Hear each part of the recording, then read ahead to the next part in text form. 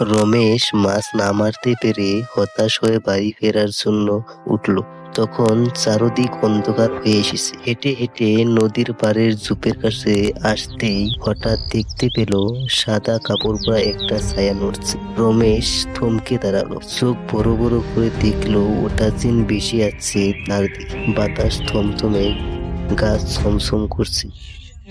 Sir মেশাটা ফিসফিস করে বলল, তুই আমার জায়গায় এসেছিস। রমেশ ভয়ে কাঁপতে কাঁপতে দৌড় লাগালো।